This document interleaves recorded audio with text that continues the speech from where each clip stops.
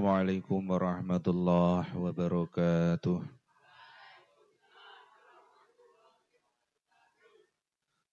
Alhamdulillahi rabbil alamin.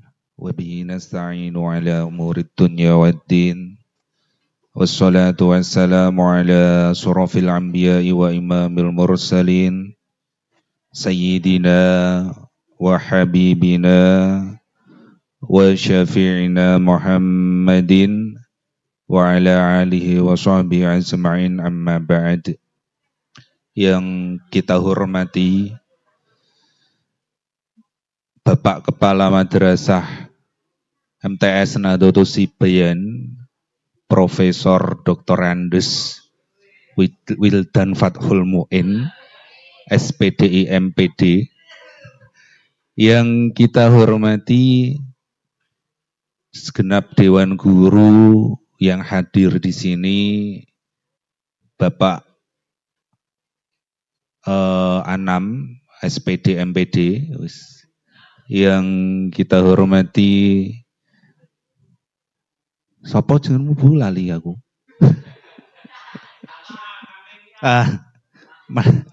Ibu Tasya, dan yang kami banggakan segenap seluruh peserta didik atau siswa-siswi MTS Nahdlatul Sibian mulai dari kelas 7 A, B, C, D, E, F, G, H, I, J, kelas 8 dan kelas 9 yang segitu banyaknya.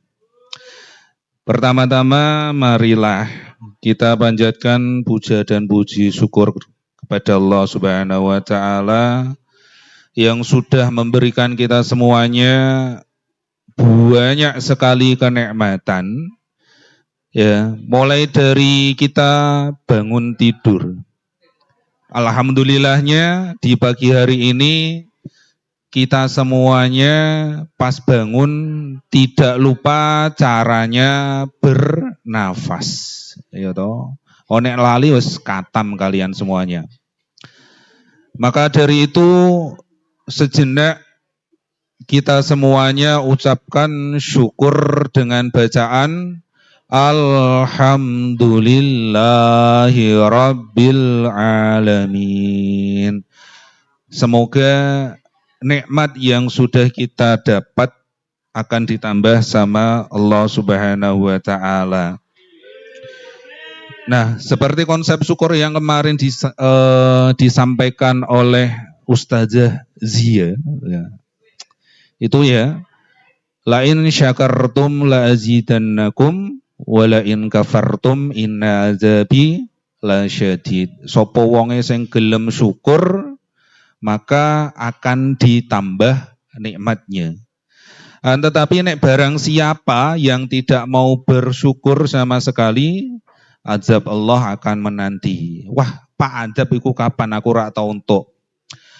Nek awake dhewe pengen ngerti adab ndang lock out wae, ya. Dalam artian wis pindah alam nek ngono kuwi kan kon nanti akan tahu azab itu gimana, nikmat itu gimana. Semuanya akan tahu ketika kita sudah tidak berada di dunia ini. Wis bar urusane ning donya, tinggal kita semuanya mempertanggungjawabkan besok kelak ning yaumul kiamah. Kedua kalinya, sholawat serta salam kita haturkan kepada pangkuan Nabi kita, Nabi Agung Muhammad Sallallahu Alaihi Wasallam. Nah, gitu ya. Ketika ada nama Nabi Muhammad nek ora diucapkan, seorang itu adalah orang yang paling pelit. Ngerti to wong bahil? Wong bahil sak bahil-bahile wong, ketika ada namanya Nabi Muhammad tidak mengucapkan sholawat. Biqali Allahumma sholli wa sallim ala sayyidina Muhammad. Semoga saja kita semuanya dapat syafaat baginda agung ada di dunia maupun ada di akhirat. Sebab kenapa? Syafaat Nabi Muhammad adalah syafaat yang kita nantikan. Adalah Nabi yang paling sibuk sekali besok ketika yaumul kiamah. Tidak ada Nabi lain yang paling sibuk selain Nabi Muhammad. Dan beruntungnya kita saat ini mengikuti jejak ataupun mengikuti sunah-sunahnya Nabi Muhammad. Untungnya koyok ngono cah. Walaupun ibadah rodok-rodok elek, sing salate ijeh bolong, ya toh, sing posone ijeh mokel. Nah, lo asalkan, yo, dan catatan asalkan kita, mati kita membawa iman, membawa Islam, fa insyaallah besok yo tetap masuk neng surga, tapi yo keri-keri, ojo dhisik. Yo sebab amal ibadah kita tidak terlalu banyak, hanya mengandalkan syafaat, seragap solawat, fa insyaallah maka kita akan mendapatkan syafaat Nabi Muhammad. Anak-anakku sekalian yang kami banggakan, semuanya lihat ke mana itu ya? Lihat ke layar. Ada tulisan prasangka. Pak Anam. Nah, slide selanjutnya Pak. Iki judulnya kali ini adalah prasangka. Dalam kuliah 7 menit selama kurang lebih 7 menit. Nah, kira-kira iku gambare nenek putus judul sing paling cocok. Coba kasih masukan dari gambar ini. Judulnya apa cah kira-kira? Nek iki digawe film, kalau dibuat film kira-kira judul yang paling cocok dalam gambar ini? Andap seorang nenek, wadai. Ada yang mau masukan cah? Judul yang paling cocok dalam gambar ini kira-kira apa? Nek iki digawe film, iki kan ono gambar. Iya toh? Ada gambar seorang nenek-nenek di depannya ada tali. Kira-kira nenek iku meh lapo? Mengendat. Wes. Yo. Ono bunuh diri. Ada judul film karena terlilit hutang beliau mengakhiri hidupnya. Nah, masya Allah. Ojo. Selanjutnya, next. Nah, ternyata, iya toh, ternyata adalah sebenarnya Happy cabar mulai toko pasar untuk badi. Nah, ngitung ngalamun ngitung badi nemo badi piro. Nah, lah kok malah judulnya kayak mengkono kui. Itulah yang namanya prasangka. Kalau kita tidak melihat frame ataupun objek secara keseluruhan, maka yang terjadi adalah itu tadi. Wah, gambar pertama tadi mengatakan bahwasanya kemungkinan nenek tersebut akan mengakhiri hidupnya. Kalau tidak melihat frame ataupun gambar secara keseluruhan. Dan slide selanjutnya adalah ternyata nenek tersebut lagi kongko-kongko karo bolo-bolo nih. Nah, teko pasar. Kalau kita tidak memahami prasangka kita, maka yang terjadi mesti elek terus ya. Awake dhewe ku prasangkane elek dengan orang lain. Iku mesti kalau tidak melihat secara keseluruhan. Next Pak Anam. Sekarang pertanyaan yang pertama, mengapa tebakan kita tidak tepat tadinya? Ono sing iso jawab, kenapa ora iso tepat tadi? Hah? Nah, karena tidak melihat secara keseluruhan. Iku eleke menungso kadang ngono kuwi. Nek awake dhewe wis serik karo wong, sa apik-apike wong iku mesti elek terus. Iku mesti ya.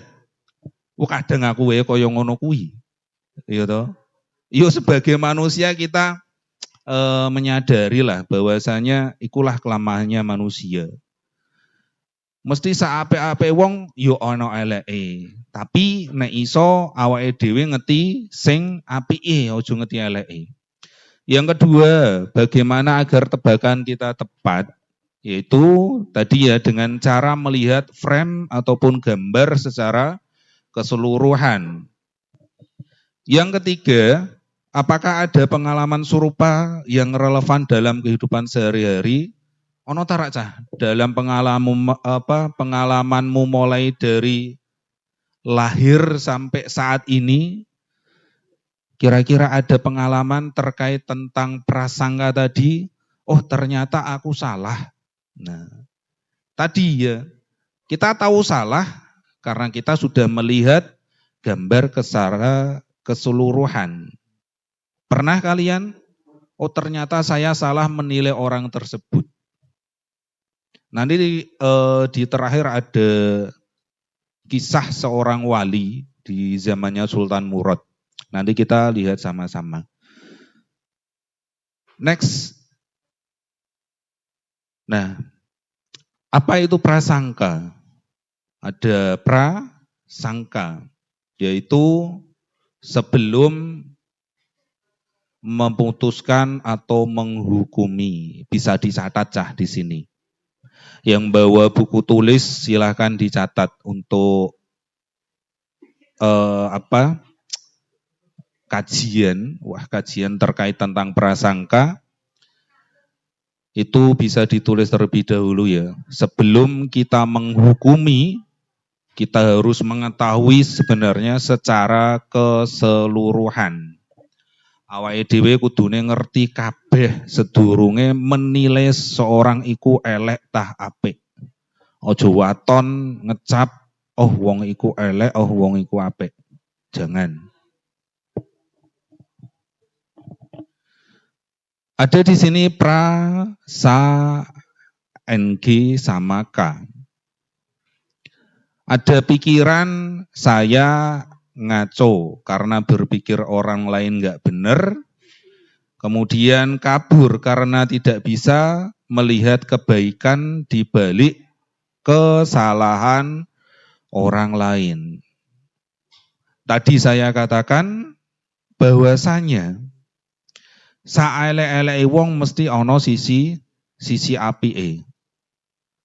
Ora mungkin dekne elek terus ku mesti ra mungkin. Sing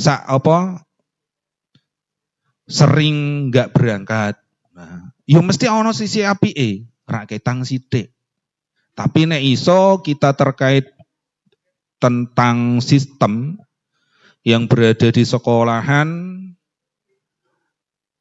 tentang keefektifan dan keaktifan semua peserta didik, kalau bisa tanpa ada halangan, tanpa adanya sakit dan lain sebagainya, diharapkan setiap harinya kudune sregep cah, yo minimal mangkat. Yo rak ketang ning sekolahan, yo ngono kuwi kadang. Yo tapi ketika hal itu dilakukan secara terus-menerus, nanti kebaikan-kebaikan yang lain akan muncul. Dampak terkait prasangka. Dampak kalau di sini kita simpulkan ada dua. Yang pertama mempersempit ruang lingkup pergaulan. Awake dhewe wis gak bakalan yakin, gak bakalan percaya karo kanca-kancane. Nek awake dhewe prasangkane elek terus. Wah si mau lho, kancaku lagi bareng ngerebut pacarku. Nah, semisal.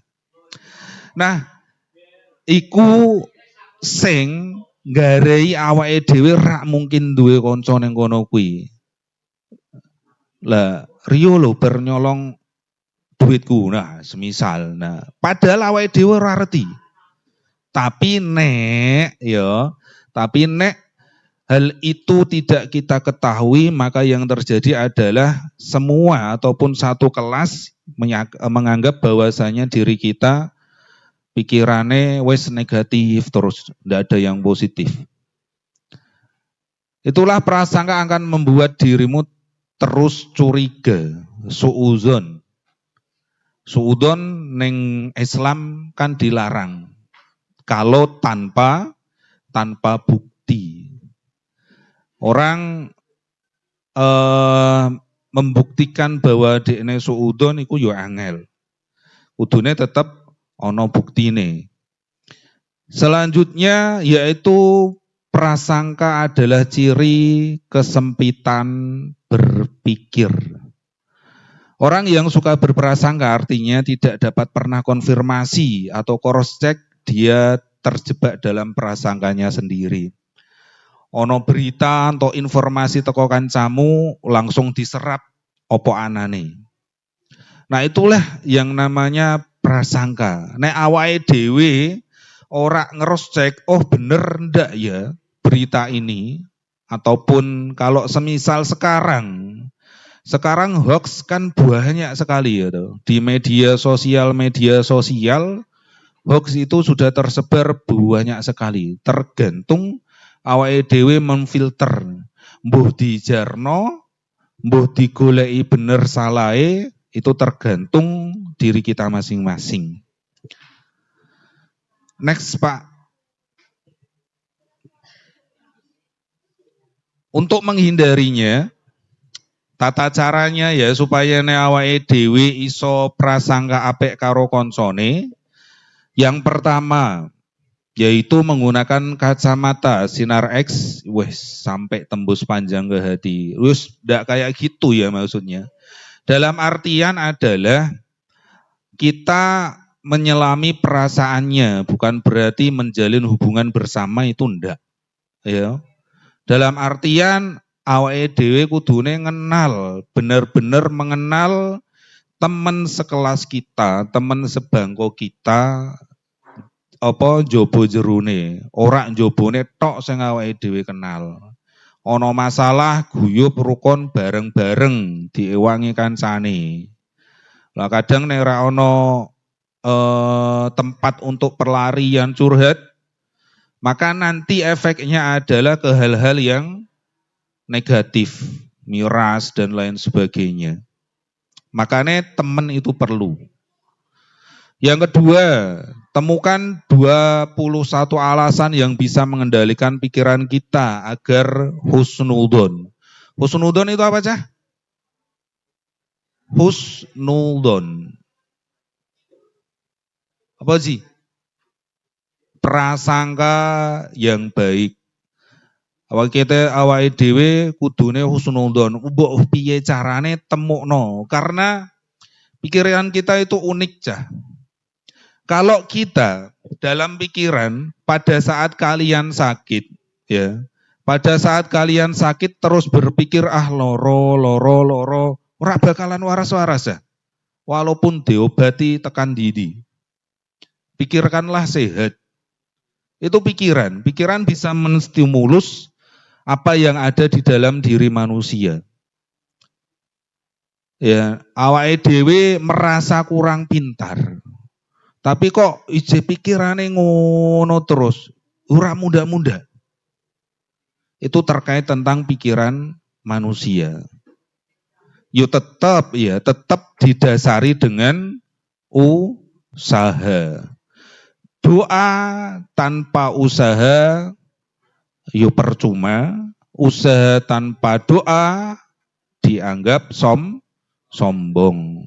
Tidak melibatkan Tuhan, tidak melibatkan Allah Subhanahu wa taala. Yang ketiga, ingatlah setiap orang punya cerita dan derita masing-masing. Berwelas asihlah. Kita dikasihkan cobaan. Setiap manusia di muka bumi ini pasti akan dicoba sama Allah Subhanahu wa taala, itu pasti. Dan manusia tidak akan luput dari cobaan selama dia masih hidup. Nek pengen kowe rak dicoba, carane ya itu ya caranya. Kalau kalian tidak mau dicoba, ya itu cara satu-satunya. Nabi wae dicoba, apalagi kita sebagai manusia biasa. Nah, maka dari itu Allah tidak akan pernah memberikan cobaan kepada manusia atau hamba-hambanya yang melebihi takaran ataupun kadar kemampuannya. Oke, terkait tentang prasangka, next Pak, bisa connect dah itu.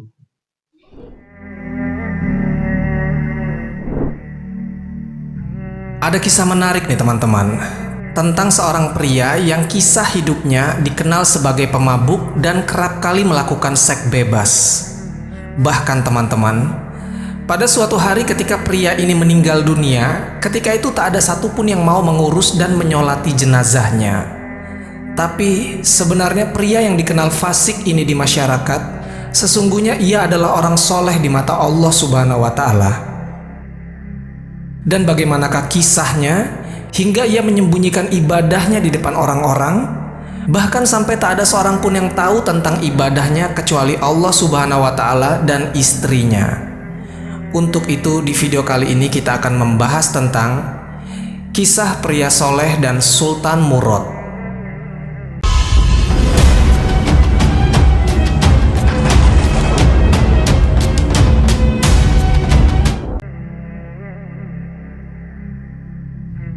Assalamualaikum warahmatullahi wabarakatuh. Sobat Jazirah Ilmu yang dimuliakan Allah, semoga kita selalu dalam keadaan sehat walafiat. Amin ya rabbal alamin. Kisah pria ini terjadi di masa kekhalifahan Sultan Murad, dan kisah ini pun Sultan Murad ikut terlibat dalam peristiwa ini. Karena itu kita akan menceritakan kisah ini dari sudut pandang Sultan Murad. Sultan Murad ini teman-teman, seorang pemimpin kekhalifahan di Turki Utsmani yang memerintah dari tahun 1623 sampai tahun 1640. Nah, Sultan Murad ini dikatakan sering belusukan ke masyarakat dengan cara menyamar sebagai rakyat biasa. Beliau selalu mengecek kesejahteraan rakyatnya melalui metode seperti ini. Dari sini, beliau bisa mendengarkan kejujuran isi hati masyarakatnya, bagaimana tentang raja dan perekonomian mereka. Teman-temanku seiman, pada suatu malam, Sultan Murad hendak belusukan ke masyarakat.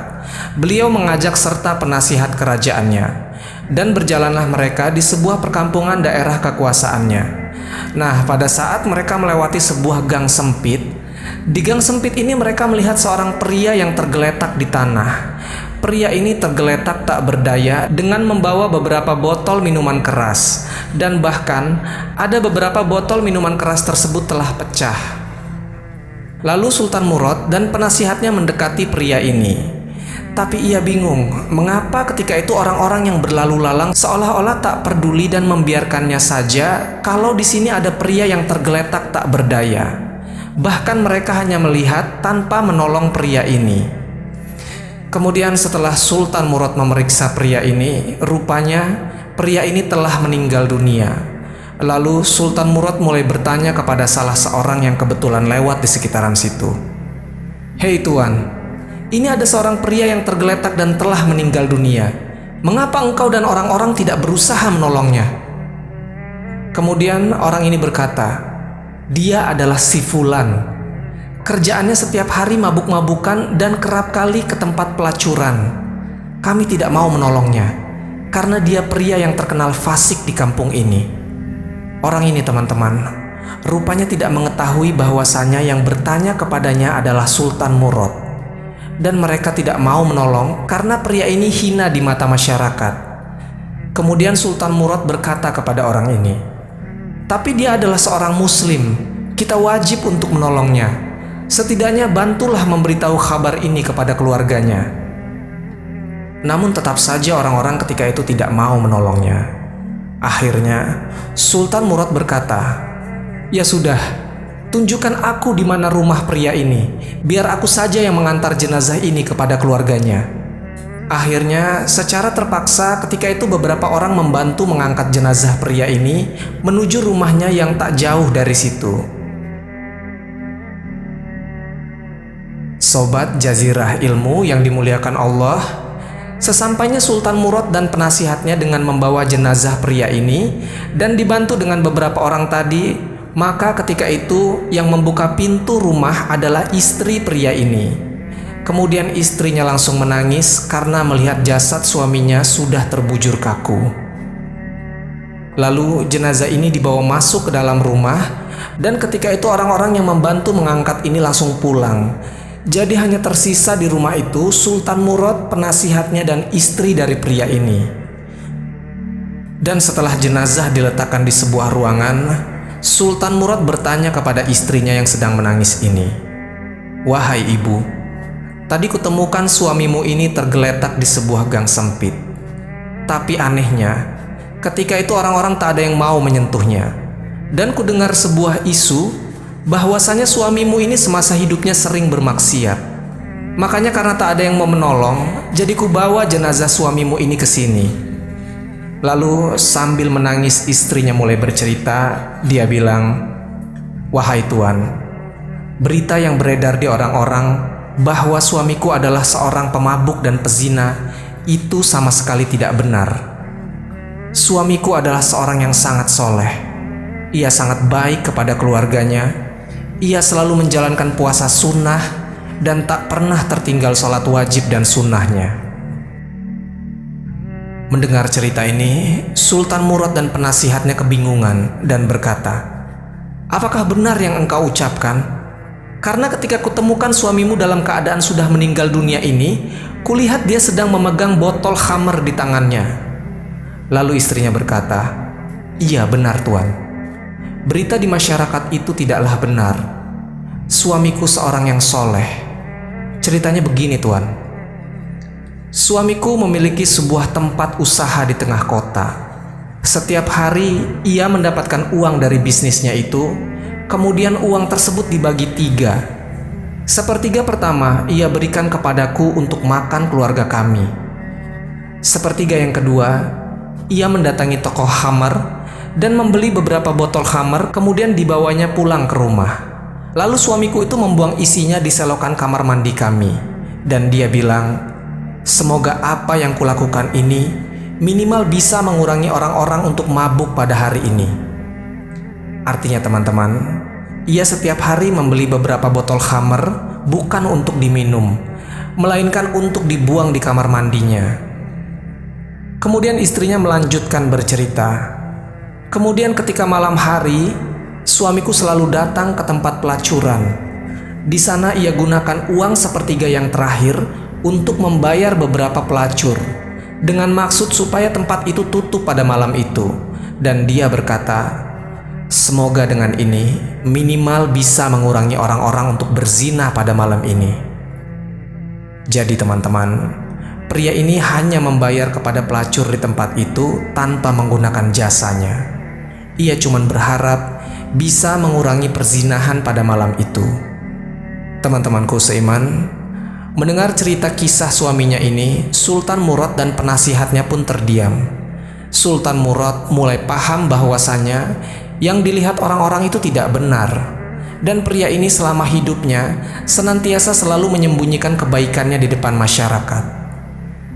Lalu istrinya melanjutkan ceritanya, "Kemudian Tuan, pada suatu hari aku bertanya kepada suamiku ini, 'Wahai suamiku, jika engkau lakukan ini dan orang-orang tidak tahu, bagaimana jika nanti engkau ketika meninggal dunia? Dikhawatirkan orang-orang tidak mau menyolatimu dan tidak mau mengurusi jenazahmu.' Lalu ketika itu suamiku berkata, 'Tenang saja wahai istriku, jika aku mati nanti, yang menyolatiku adalah sultan dan para penasihatnya, ditambah lagi dengan para ulama di kota ini.'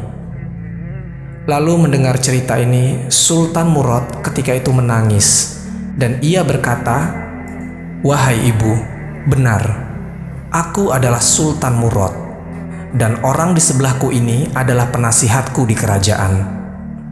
Malam ini aku sangat gelisah di istana, karena itu aku pergi berjalan-jalan di perkampungan dengan menyamar menjadi orang biasa. Dengan hikmah Allah Subhanahu wa Ta'ala, aku dipertemukan dengan suamimu.' Istrinya terkejut, ia tak sadar bahwasanya orang yang ada di hadapannya ini adalah Sultan Murad dan penasihat kerajaan. Kemudian Sultan Murad berkata, "Wahai ibu, biarlah aku yang mengurus dan menyolati jenazah suamimu. Aku akan mengumpulkan seluruh penasihatku dan aku akan undang seluruh ulama di negeri ini untuk bersama-sama menyolati jenazah suamimu." Lihatlah teman-teman, Begitu ia sembunyikan kebaikannya ini, dan pria ini hanya ingin Allah Subhanahu wa Ta'ala saja yang mengetahuinya, walaupun buruk di mata masyarakat, tapi sangat baik di hadapan Allah Subhanahu wa Ta'ala. Dan Allah Subhanahu wa Ta'ala senantiasa menolong hambanya yang soleh dengan caranya. Wallahu a'lam bishawab. Jadi itulah kisah tentang pria soleh dan Sultan Murad. Semoga kisah ini bermanfaat. Lebih dan kurangnya mohon dimaafkan. Yang benar datangnya dari Allah Subhanahu wa Ta'ala. Khilaf atau keliru itu datangnya dari saya pribadi sebagai manusia biasa. Sampai ketemu di kisah-kisah seru yang penuh makna selanjutnya. Saya akhiri. Wassalamualaikum warahmatullahi wabarakatuh. Itu ya, terkait tentang prasangka. Ya memang benar, kita tidak mengetahui kebaikan-kebaikan yang dilakukan orang lain. Setidaknya kita jangan menghukumi orang lain tersebut sebagai orang yang salah, sebagai orang yang jelek, sebagai orang yang hina. Jangan sekali-kali. Dari kisah ini kan kita tahu, ada seorang pemuda gowo botol, gowo tok cah. Ya, bukan berarti nek gowo iku terus dhek ngombe iku ora. Ya, bukan berarti kayak gitu. Ya, jangan salah ketika ada seorang dari kita terus pada bulan puasa ini mampir neng warung, ya, mampir neng warung sing ana gurdene. Nah, ojo berprasangka dekne mokel ojo. Iya, mbuh dekne nukokno, bungkusno kanggo anake, bungkusno karo kanggo sapa makane sing wis tuwa, yo iso wae. Tapi yang jelas tadi jangan sekali-kali kita berprasangka buruk dengan orang lain. Yo. Dan dari kisah ini kita ketahui bahwasanya seorang tersebut adalah kekasihnya Allah. Kalau yang kita sering sebut yaitu waliullah. Grow mindset yang terakhir ya. Ini adalah pikiran kita itu berkembang. Jangan dangkalkan pikiran kita. Pikiran itu kita itu banyak sekali ya. Dalam artian sebenarnya iso mikir sakliyane hal-hal sing negatif. Jangan pernah berpikir hal-hal yang negatif. Nanti kalau kalian sering sekali berpikir dalam hal-hal yang negatif, nanti kita malah terjebak di situ. Terjebak itu pasti. Dan tidak mungkin ketika seorang sing wis kulino pikiran negatif itu keluar dari bingkai itu. Bahkan akan timbul masalah baru, masalah yang lain. Ya, ini terakhir dari saya, bahwasanya pikiran itu berkembang, jangan selalu berpikiran hal-hal yang buruk, berpikirlah dengan pikiran yang jernih, berpikir dengan pikiran yang berkembang. Terima kasih dari saya, semoga ada manfaatnya. Kita akhiri. Assalamualaikum warahmatullahi wabarakatuh.